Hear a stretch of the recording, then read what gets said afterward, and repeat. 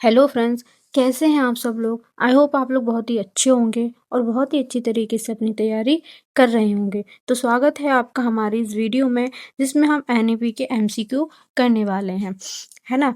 तो जो आपका एग्ज़ाम ईएमआरएस एग्ज़ाम के लिए होने वाला है, जिसमें आज हम देखेंगे कि जो आपका क्वालिफाइड एग्ज़ाम है उसमें आपको एनईपी करके एक टॉपिक दिया गया है, जो हम आपको एमसीक्यू के माध्यम से पूरा कराने वाले हैं।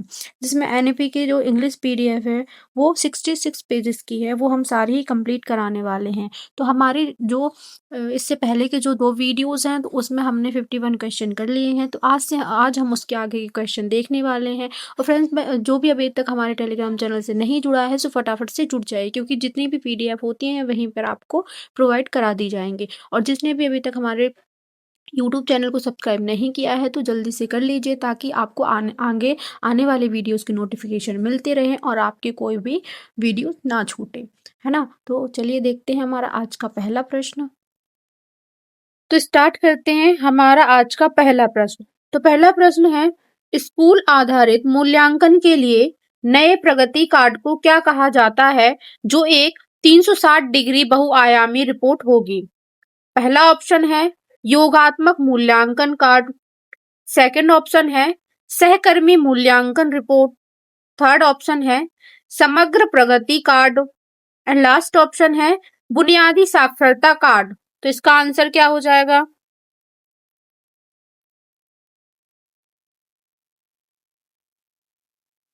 तो इसका आंसर क्या हो जाएगा? समग्र प्रगति कार्ड, यानी कि होलिस्टिक प्रोग्रेस कार्ड, है ना। तो ये इस नीति में क्या कहा गया है कि जो नया प्रगति कार्ड है एक समग्र 360 डिग्री बहुआयामी रिपोर्ट होगी। इसमें क्या होता है, इसमें शिक्षक मूल्यांकन के साथ साथ स्व मूल्यांकन और सहकर्मी मूल्यांकन शामिल होगा। कौन कौन सा शामिल होगा? शिक्षक मूल्यांकन, और इसके साथ साथ स्व मूल्यांकन और सहकर्मी मूल्यांकन शामिल होगा। अगला क्वेश्चन है, बुनियादी सीखने के परिणामों को प्राप्त करने में प्रगति को ट्रैक करने के लिए एनईपी 2020 किन ग्रेडों में सभी छात्रों के लिए स्कूल परीक्षा का प्रस्ताव करती है? पहला ऑप्शन है ग्रेड 2, 4 और 6। दूसरा ऑप्शन है ग्रेड 3, 5 और 8। तीसरा ऑप्शन है ग्रेड 5, 8 और 10। एंड लास्ट ऑप्शन है ग्रेड 4, 8 और 12। तो इसका आंसर क्या हो जाएगा? तो इसका आंसर हो जाएगा ग्रेड 3, 5 और 8। क्या होगा? ग्रेड 3, 5 और 8 इसका करेक्ट आंसर हो जाएगा, है ना। तो इसमें क्या कहा गया है कि जो छात्र होते हैं, तो इसमें सभी छात्र ग्रेड 3, 5 और 8 में स्कूली परीक्षा देंगे। और ये परीक्षाएं क्या, इस परीक्षाओं में क्या होता है, तो ये परीक्षाएं रटकर याद करने की बजाय बुनियादी सीखने के परिणामों की उपलब्धि का परीक्षण करेंगे। यानी कि इसमें रटकर याद करने के बजाय क्या होगा? बुनियादी सीखने के परिणाम, है ना। तो आपको ये भी याद रखना है। अगला क्वेश्चन है, स्कूली शिक्षा प्रणाली में मूल्यांकन के उद्देश्य में प्रस्तावित प्राथमिक बदलाव क्या है? पहला ऑप्शन है रचनात्मक से योगात्मक की ओर। दूसरा ऑप्शन है रटकर याद करने के परीक्षण से मुख्य दक्षताओं के परीक्षण की ओर। थर्ड ऑप्शन है शिक्षक आधारित से एआई आधारित की ओर। एंड लास्ट ऑप्शन है स्कूल आधारित से राष्ट्रीय स्तर की ओर। तो बताइए इसका आंसर क्या हो जाएगा?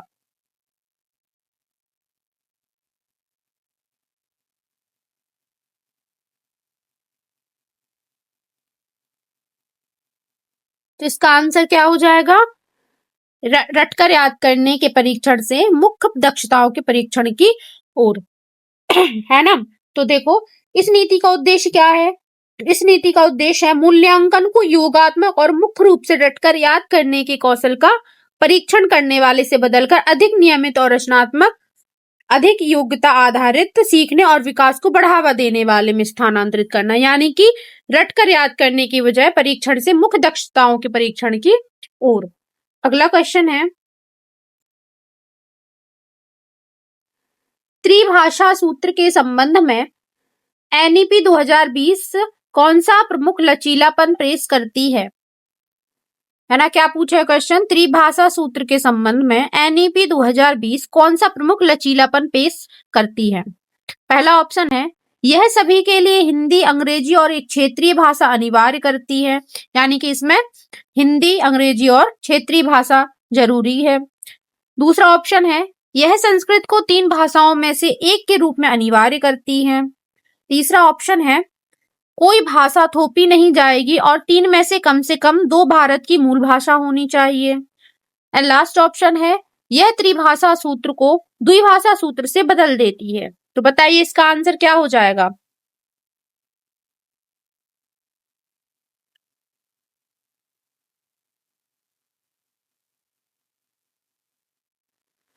इसका आंसर क्या हो जाएगा, कोई भाषा थोपी नहीं जाएगी और 3 में से कम 2 भारत की मूल भाषा होनी चाहिए।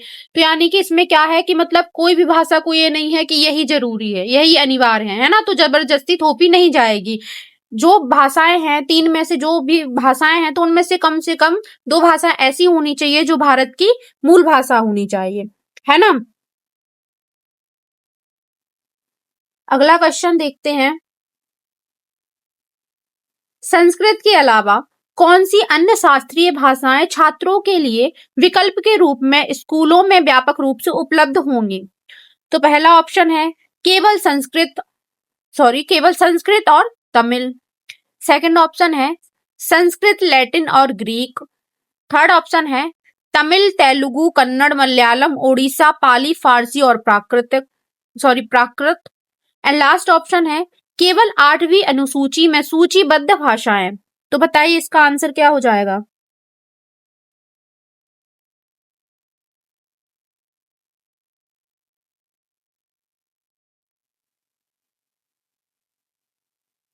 तो इसमें क्या हो जाएगा इसका आंसर, तमिल, तेलुगु, कन्नड़, मलयालम, ओडिशा, पाली, फारसी और प्राकृत, है ना। तो इनमें ये सारी भाषाएं आ जाएंगी। अगला क्वेश्चन है, एनईपी 2020 में प्रस्तावित स्कूल कॉम्प्लेक्स या क्लस्टर स्थापित करने का प्राथमिक उद्देश्य क्या है। पहला ऑप्शन है स्कूलों के बीच प्रतिस्पर्धा बढ़ाना। सेकंड ऑप्शन है सार्वजनिक स्कूलों के समूहों का निजीकरण करना। थर्ड ऑप्शन है बेहतर संसाधन साझाकरण सुनिश्चित करना और छोटे स्कूलों के अलगाव को दूर करना। और लास्ट ऑप्शन है प्रत्येक जिले के लिए एक एकल प्रशासनिक इकाई बनाना। तो बताइए इसका आंसर क्या हो जाएगा।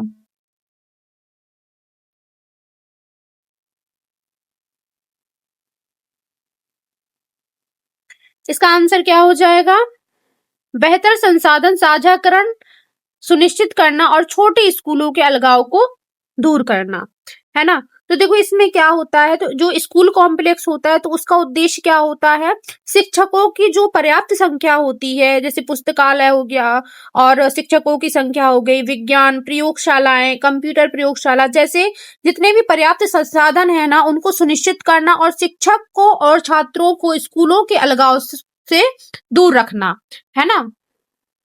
चलिए अगला क्वेश्चन देखते हैं। तो फ्रेंड्स अगला क्वेश्चन स्टार्ट करने से पहले मैं आपको बता दूं कि जितने भी जो भी पीडीएफ होगी वो हमारी इंग्लिश और हिंदी दोनों में होंगी और हमारी पीडीएफ टेलीग्राम चैनल पर मिल जाएगी। तो जो भी अभी तक हमारे टेलीग्राम चैनल से नहीं जुड़ा है तो जल्दी से जुड़ जाइए। और टेलीग्राम चैनल से जुड़ने के लिए आपको डिस्क्रिप्शन बॉक्स या कमेंट बॉक्स में लिंक मिल जाएगी, वहां से आप डायरेक्ट ऐड हो सकते हैं और पीडीएफ को डाउनलोड कर सकते हैं।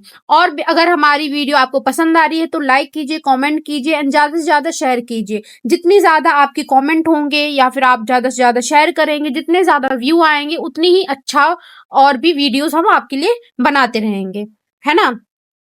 तो चलिए क्वेश्चन देख लेते हैं। शासन के संदर्भ में स्कूल कॉम्प्लेक्स या क्लस्टर कैसे कार्य करेगा। पहला ऑप्शन है सरकार से अलग पूरी तरह से स्वतंत्र निकाय के रूप में। दूसरा ऑप्शन है स्कूली शिक्षा निदेशालय से प्राप्त अधिकार के साथ एक अर्ध स्वायत्त इकाई के रूप में। थर्ड ऑप्शन है बिना किसी वास्तविक शक्ति के एक सलाहकार निकाय के रूप में। एंड लास्ट ऑप्शन है जिला शिक्षा अधिकारी के प्रतिस्थापन के रूप में। तो क्या पूछा है, शासन के संदर्भ में स्कूल कॉम्प्लेक्स या क्लस्टर कैसे कार्य करेगा। तो बताइए इसका आंसर कमेंट बॉक्स में।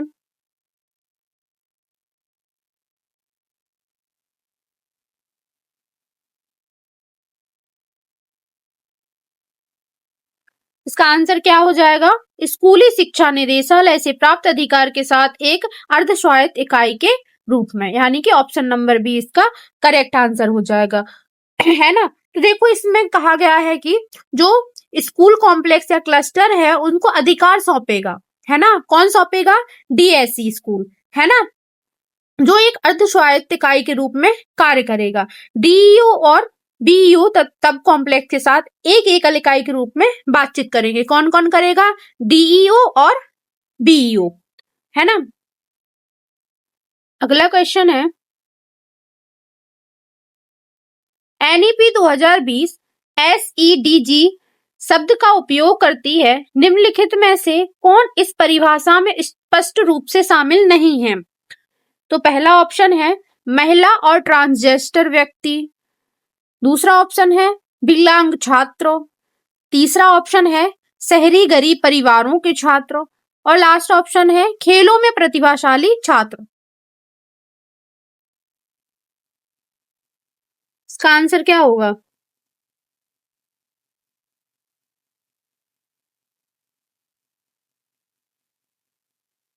इसका आंसर क्या हो जाएगा बताइए जल्दी से।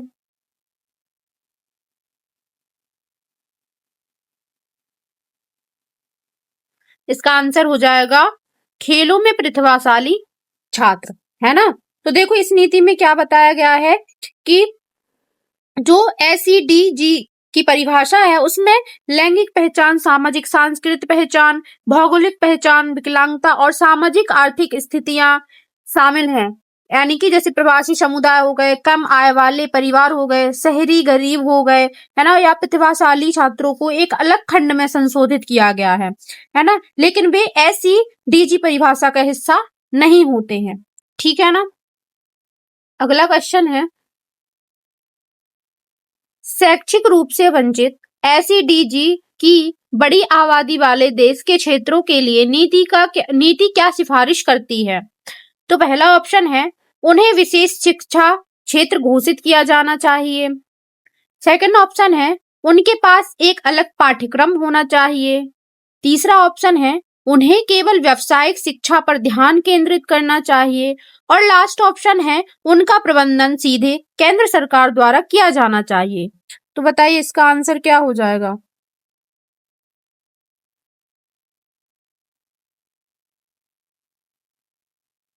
इसका आंसर क्या हो जाएगा? उन्हें विशेष शिक्षा क्षेत्र घोषित किया जाना चाहिए, है ना? तो ये नीति क्या सिफारिश करती है कि इन क्षेत्रों को विशेष शिक्षा क्षेत्र घोषित किया जाना चाहिए जहां सभी योजना और नीतियों को अतिरिक्त ठोस प्रयासों के माध्यम से अधिकतम लागू किया जाता है। अगला क्वेश्चन है, कक्षा 1 से पहले प्रारंभिक कक्षा का क्या नाम है जिसमें प्रत्येक बच्चे को 5 वर्ष की आयु से पहले स्थानांतरित करने की परिकल्पना की गई? पहला ऑप्शन है आंगनवाड़ी, दूसरा ऑप्शन है बाल बाटिका, तीसरा ऑप्शन है बुनियादी चरण या foundational stage and last option है ईसीसीई। तो बताइए इसका आंसर क्या हो जाएगा?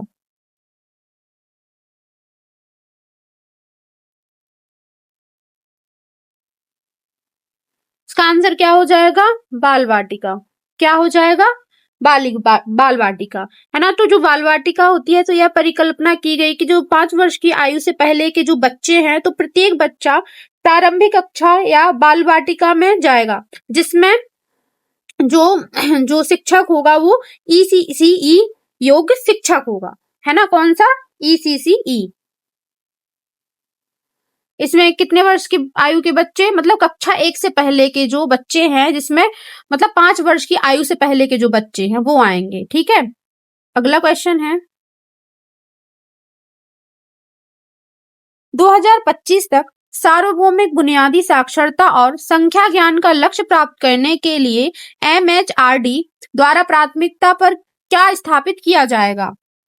तो पहला ऑप्शन है एक राष्ट्रीय पुस्तक संवर्धन नीति, सेकंड ऑप्शन है बुनियादी साक्षरता और संख्या ज्ञान पर एक राष्ट्रीय मिशन, तीसरा ऑप्शन है 1 महीने का खेल आधारित स्कूल तैयारी मॉड्यूल एंड लास्ट ऑप्शन है राष्ट्रीय मूल्यांकन केंद्र परख। तो बताइए इसका आंसर क्या हो जाएगा?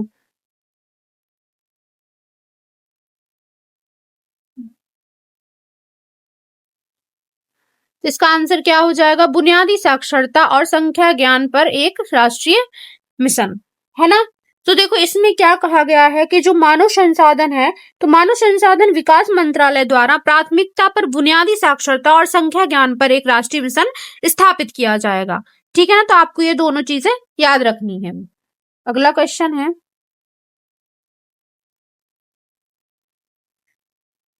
एनसीईआरटी और एससीईआरटी द्वारा सभी ग्रेड 1 के छात्रों के लिए यह सुनिश्चित करने के लिए क्या विकसित किया जाएगा कि वे स्कूल के लिए तैयार हैं।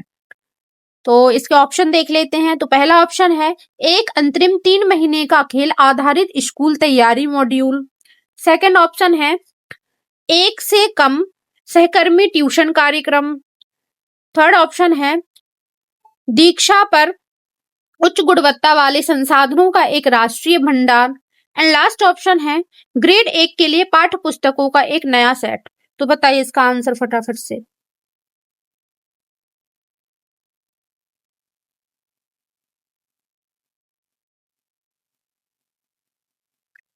इसका आंसर क्या हो जाएगा? एक अंतरिम 3 महीने का खेल आधारित स्कूल तैयारी मॉड्यूल, है ना। तो इसमें क्या होता है, यह सुनिश्चित करने के लिए कि सभी जो जितने भी छात्र हैं तो वो स्कूल के लिए तैयार हैं या नहीं। तो उसमें क्या होता है, सभी ग्रेड 1 के छात्रों के लिए एक अंतरिम 3 महीने का खेल आधारित स्कूल तैयारी मॉड्यूल एनसीईआरटी और एससीईआरटी द्वारा विकसित किया जाएगा। कौन सा? तो वो 3 महीने का होता है, ठीक है ना। कितने महीने का होता है? 3 महीने। तो आपको ये भी याद रखना है क्योंकि पेपर में ये भी पूछ सकता है कि कितने महीने होता है ना। तो दोनों चीज याद रखनी है आपको। अगला क्वेश्चन है, प्री स्कूल से माध्यमिक स्तर तक सकल नामांकन अनुपात के लिए नीति का निर्धारित लक्ष्य क्या होता है और किस वर्ष तक, है ना। तो पहला ऑप्शन है 2025 तक 100% जीईआर। सेकंड ऑप्शन है 2030 तक 100% जीईआर। थर्ड ऑप्शन है 2030 तक 50%। एंड लास्ट ऑप्शन है 2035 तक 50% है ना। तो बताइए इसका आंसर क्या हो जाएगा?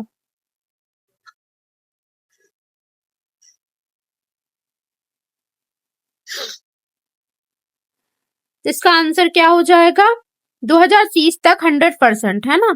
2030 तक 100%। अगला क्वेश्चन है, सभी चरणों में प्रत्येक विषय की सामग्री के संबंध में पाठ्यचर्या सुधार का मुख्य जोर क्या है? पहला ऑप्शन है अधिक भारतीय ज्ञान प्रणालियों को शामिल करने के लिए सामग्री बढ़ाना। सेकंड ऑप्शन है पाठ्यचर्या सामग्री को उसके मूल अनिवार्य तत्वों तक कम करना। थर्ड ऑप्शन है सभी सामग्री को अंतर्राष्ट्रीय मानकों के साथ संरेखित करना। एंड लास्ट ऑप्शन है सभी सामग्री को द्विभाषी रूप में उपलब्ध कराना। तो इसका आंसर बताइए फटाफट से।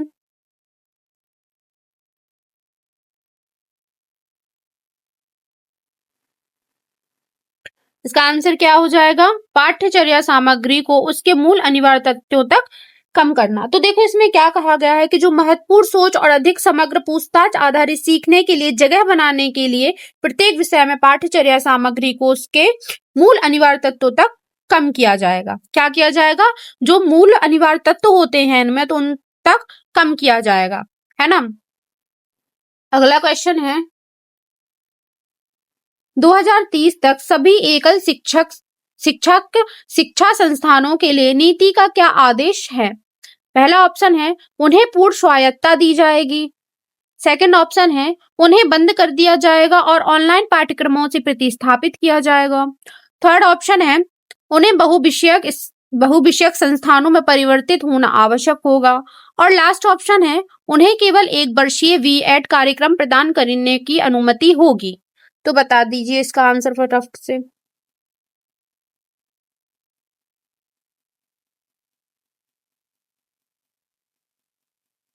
इसका आंसर क्या हो जाएगा? उन्हें बहुविषयक संस्थानों में परिवर्तित होना आवश्यक होगा, है ना। अगला क्वेश्चन देखते हैं, नेशनल रिसर्च फाउंडेशन किस प्रकार के अनुसंधान के लिए धन उपलब्ध कराएगा? तो पहला ऑप्शन है केवल विज्ञान, प्रौद्योगिकी, इंजीनियरिंग और गणित के लिए। सेकंड ऑप्शन है केवल मानविकी, कला और सामाजिक विज्ञान के लिए। थर्ड ऑप्शन है सभी विषयों में अनुसंधान को प्रतिस्पर्धात्मक रूप से निधि देना। और लास्ट ऑप्शन है केवल चिकित्सा और कृषि अनुसंधान के लिए। इसका आंसर क्या हो जाएगा? इसका आंसर हो जाएगा सभी विषयों में अनुसंधान को प्रतिस्पर्धात्मक रूप से निधि देना, है ना। तो इसमें क्या होता है, जो एनआरएफ होता है, तो एनआरएफ क्या करता है, एनआरएफ मतलब नेशनल रिसर्च फाउंडेशन, है ना। तो इसमें क्या होता है, सभी विषयों में अनुसंधान को प्रतिस्पर्धात्मक रूप से निधि देगा। इसमें क्या होता है, इसमें विज्ञान, सामाजिक विज्ञान और मानविकी के क्षेत्रों में उच्च गुणवत्ता वाले अंतः विषय अनुसंधान शामिल हैं। कौन कौन से हैं? विज्ञान, सामाजिक विज्ञान और मानविकी के क्षेत्रों में, है ना। तो ये आपको तीनों याद, दो से तीन चीज इसमें याद रखनी रहेंगी। एक तो इसका एनआरएफ का फुल फॉर्म याद रखना पड़ेगा, जो कि क्या है, नेशनल रिसर्च फाउंडेशन। क्या है एनआरएफ का full form? National research foundation, है ना। तो आपको ये फुल फॉर्म याद रखने को रहेगा। अगला क्वेश्चन है, कृषि विश्वविद्यालयों, कानूनी विश्वविद्यालयों और तकनीकी विश्वविद्यालयों जैसे एकल संस्थानों के लिए क्या लक्ष्य है? पहला ऑप्शन है बहुविषयक संस्थान बनना। सेकंड ऑप्शन है अपनी एकल धारा में अपनी विशेषज्ञता बढ़ाना। थर्ड ऑप्शन है नेशनल रिसर्च फाउंडेशन द्वारा विनियमित होना। और लास्ट ऑप्शन है एक केंद्रीय विश्वविद्यालय से संबद्ध होना। तो इसका आंसर क्या हो जाएगा? तो इसका आंसर क्या हो जाएगा? बहुविषयक संस्थान बनना, है ना। क्या हो जाएगा? बहुविषयक संस्थान बनना। तो देखो इसमें क्या कहा गया है कि जो एकल कृषि विश्वविद्यालय, कानूनी विश्वविद्यालय, स्वास्थ्य विज्ञान विश्वविद्यालय, तकनीकी विश्वविद्यालय समग्र और बहुविषयक शिक्षा प्रदान करने वाले बहुविषयक संस्थान बनने का लक्ष्य रखेंगे। कौन कौन से विश्वविद्यालय? तो आप लोग इसको ध्यान से सुनेंगे। एकल कृषि विश्वविद्यालय, कानूनी विश्वविद्यालय, स्वास्थ्य विज्ञान विश्वविद्यालय, तकनीकी विश्वविद्यालय जैसे। तो आपको ये 3, 4 से 5 याद रखने को रहेंगे, है ना। अगला क्वेश्चन है, प्रौढ़ शिक्षा पाठ्यचर्या ढांचे में 5 प्रकार के कार्यक्रम शामिल होंगे। निम्नलिखित में से कौन सा उनमें से एक नहीं है? तो आपको ये बताना है कि कौन सा उनमें से नहीं है। तो पहला ऑप्शन है बुनियादी साक्षरता और संख्या ज्ञान। दूसरा ऑप्शन है महत्वपूर्ण जीवन कौशल। तीसरा ऑप्शन है उच्च शिक्षा डिग्री कार्यक्रम। एंड लास्ट ऑप्शन है व्यावसायिक कौशल विकास। तो बताइए कौन सा इनमें से शामिल नहीं है?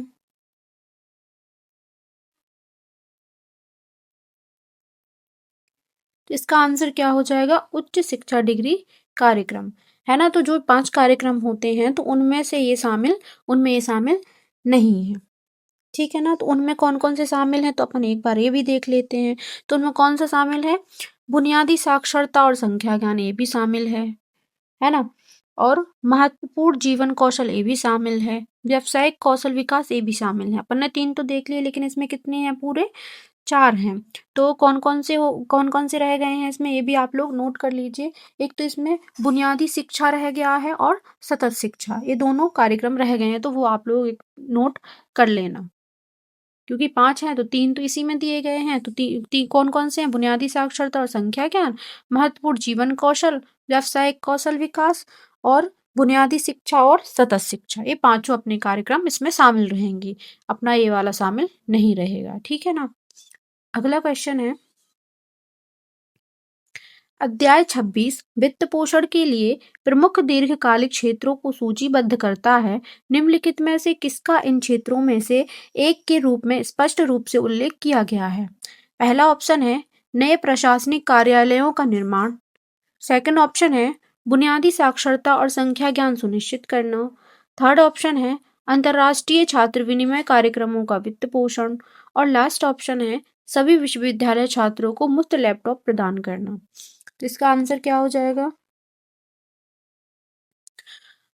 तो फ्रेंड्स, इसका आंसर बताने से पहले मैं आपको बता दूं कि जिसने भी हमारे टेलीग्राम चैनल और यूट्यूब चैनल से अभी तक नहीं जुड़ा है तो वो जल्दी से जुड़ जाए, क्योंकि हम इसकी रेगुलर सीरीज करने वाले हैं। तो आप लोग सब्सक्राइब कर लेंगे तो आपको नोटिफिकेशन मिलता रहेगा और आपकी एक भी वीडियो मिस नहीं होगी, है ना। और जिसको भी PDF की ज़रूरत है तो वो टेलीग्राम चैनल से जुड़ जाइए, वहाँ पर आपको अपलोड कर दी जाती है, तो वहाँ से आप लोग डाउनलोड कर सकते हैं। तो इसका आंसर क्या हो जाएगा? इसका आंसर हो जाएगा बुनियादी साक्षरता और संख्या ज्ञान सुनिश्चित करना, है ना? तो फ्रेंड्स आज हमने आज त मतलब 3 वीडियोज़ में हमने 70 क्वेश्चन कंप्लीट कर लिए हैं, तो इसके आगे के जो जितने भी क्वेश्चन रह गए हैं, वो हम नेक्स्ट वीडियो में कर देंगे, है ना? तो आपको हमारी वीडियोज़ अगर पसंद आती है, तो लाइक कीजिए और कमेंट कीजिए, जिससे हमें भी पता लगे कि हमारी वीडियो आपको कैसी लग रही है और कोई भी डाउट है, तो आप लोग कमेंट करके पूछ सकते हैं, है ना? तो आज के लिए बस इतना ही, कल फिर मुलाकात होगी ऐसे ही मज़ेदार वीडियो के साथ, तब तक के लिए बाय बाय, टेक केयर, जय हिंद।